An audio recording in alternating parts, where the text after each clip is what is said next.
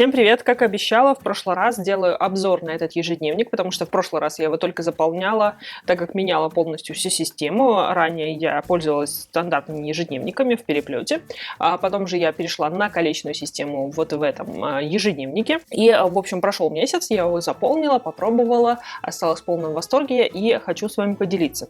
Еще одним поводом для того, чтобы поделиться именно этими разворотами и в целом своей системой, было в том, что недавно я сделала видео по GTD, по основным принципам, которыми я пользуюсь, и было много вопросов на этот счет, как же это все реализуется.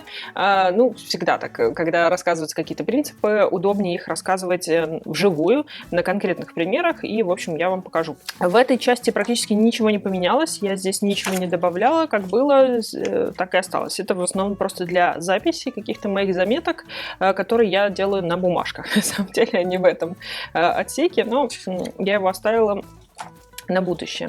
Дальше вот здесь у меня есть немножечко моих списков. Их немного, потому что мне просто больше не надо. Я не делаю списки ради списков для того, чтобы себе что-то написать, добавить, разбавить, чтобы их было больше, чтобы создавать видимость деятельности. Это только удручает, потому что это не то, что вы хотите, это не то, что вам нужно, а этот список растет. В общем, как какая-то слишком декоративная вещь, которая угнетает. Мой список книг, кстати, увеличивается и увеличивается, что мне очень нравится, потому что у меня 2 года подряд я очень мало читала, еще из-за того, что не только из-за того, что у меня там было мало времени, это было такое оправдание, а больше потому, что мне казалось, что мне больше не интересно, нет неинтересных книг, того, что мне бы что-нибудь удивило и так далее. В общем, я пересмотрела всю эту ситуацию, и книги начали на меня сыпаться, интересные. Я думаю, вам тоже будет кое-что здесь из этого интересного, я, конечно же, с вами поделюсь. Вот, поэтому вот этот отсек, это у меня вот для текущих списков, которые используются в GTD, то есть это не на месяц, не на неделю, а именно какие-то общие такие вещи, которые у меня есть, которые я храню, но потом мы будем сейчас дальше с ними работать. Дальше, вот этот отдел у меня типа художественный, как оказалось, потому что начала я здесь супер обучение паттернам. Я говорила о том, что 6 недель я буду этим заниматься. В итоге я занималась этим ровно 3 недели. Закончила это дело. Видите, здесь дальше пустота, потому что я выполнила свою главную задачу, но как бы я попробовала. Задача оказалась не такая большая, не такая сложная, но я все равно умудрилась кучу ошибок наделать, поэтому... Ну, отчет у меня остался. Но пока я этим всем занималась, я тут начала дальше разбираться в этом деле. У меня еще много-много идей на этот счет. И как раз-таки я порадовалась того, что у меня количественная система, потому что здесь я начала вести небольшой конспект по фотошопу, просто какие-то банальные вещи. Я сидела, читала инструкцию, потому что вот я столкнулась с тем, что начала с середины, не освоила какие-то базовые вещи и никак не понимала, почему у меня не получается. Я вот не знала каких-то банальных вещей. Дальше у меня здесь уже есть заметки по Etsy. Это магазин всякой всячины художественной. Вот, и дальше вот у меня идут по Etsy заметки, потом, вот видите, у меня список покупок для того, чтобы писать маслом. То есть вместо того, чтобы просто как-то варить это все в своей голове, я вот беру свободный листочек и записываю все туда, за счет того, что как только он мне не понадобится, я все вычеркну и, скорее всего, просто вытащу этот листок, и он как бы мне будет уже не нужен. Так, это тоже я к Etsy готовлюсь, это мои работы, перечисления. Все, здесь дальше пусто. Это я добавила пока вот... Мне удобно как бы какие-то заметки делать, мне удобно, что они прямо здесь находятся, мне не надо никакой новый ежедневник заводить, еще что-то дополнять, заводить, в общем. Мне подходит эта система, я еще раз повторюсь, я рада, что я на нее перешла. Так, это вот прошлый месяц мой, точнее, который был. Я здесь уже провела обзор, кое-что там вычеркнула, перенесла. Контент-план, конечно же, мой. Вот эта штука, да, гениальная, которую я придумала, потому что я ее перенесу на следующий месяц. Это вот список тем, которые я хочу, предполагаю, думаю, в общем, пока я над ними думаю. Он переедет у меня на следующий месяц, конечно же. Так, и здесь у нас разворот за счет того, что эта неделя еще не закончена. Он, конечно же, еще не закончен. Ну, это мое личное такая штука, которую я люблю. Люблю подсчет времени. Дальше идут уже недельные развороты, как и было раньше. Собственно говоря, ничего не поменялось. Вот как раз текущая неделя у нас здесь находится. Так.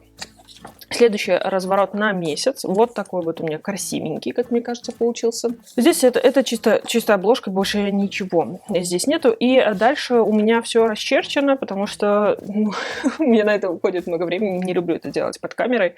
Тем более, что мне приходится много чего такого делать, чтобы сильно наклоняться. И вечно я перекрываю головой с камеру.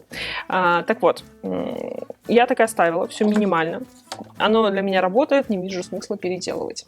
Поэтому просто красивый разворот, который вот видите на месяц. Я тут еще 2 разметки поставила тоже, они пока пустые, но у меня просто были листы, нужно было их переработать. Вот видите, это как бы разделение на месяцы, это разделение по таким большим блокам. Далее, календарь я перенесла сюда, все-таки удобнее на расчерченной бумаге это все делать. To-do-лист на май мы сейчас как раз будем составлять, я покажу, как я это делаю. Контент-план, понятное дело, он так и остался, я просто перемещу сюда вот этот список, который у меня был до этого. Далее у нас расчерчена вся эта история с временем, тоже, это для моего успокоения. Она не несет какой-то сильной смысловой нагрузки, но мне комфортно, когда она есть. И в этот раз у меня есть трекер привычек, отчасти потому что, видите, здесь 5 недель пришлось перенести на еще одну. Не хотела, чтобы здесь было пусто.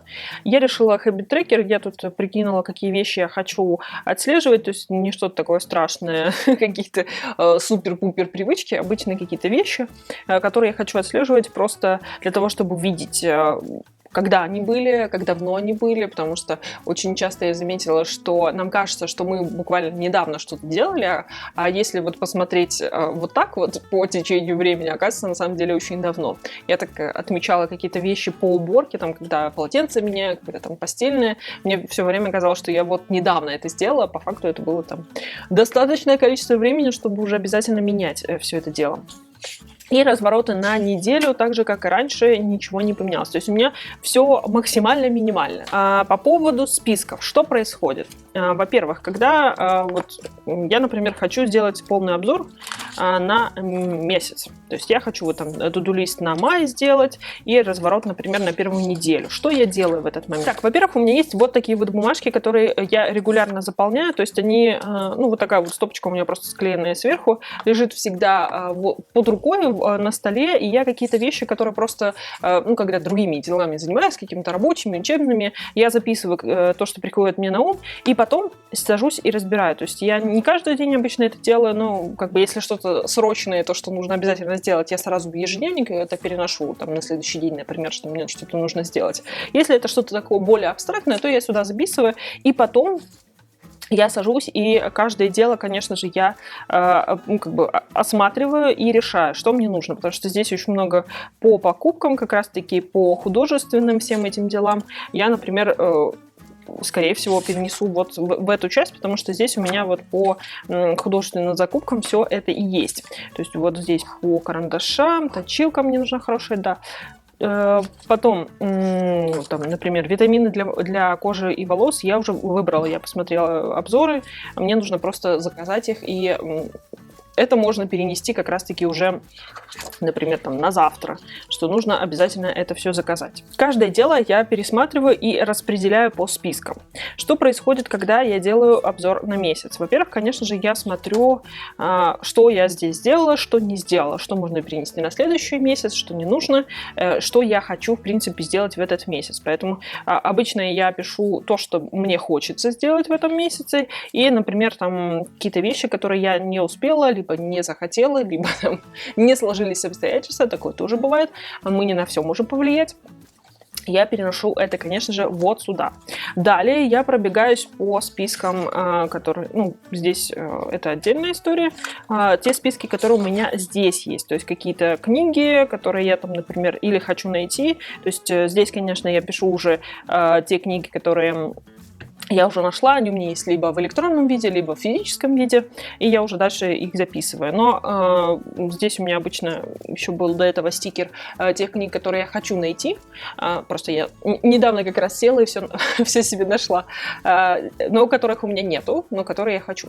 Вот, поэтому я тоже их переношу, и если мне прям что-то хочется очень сильно вам рассказать, очень, ну, как бы быстрее, первоочередно прочитать, я как бы выбираю из этого всего и записываю, потому что у меня вот есть, я про первые 20 часов еще хочу вам рассказать, поэтому у меня оно вписано именно как вот задача на эту неделю, чтобы я это успела сделать. Книжка небольшая, в принципе, я думаю, что я справлюсь.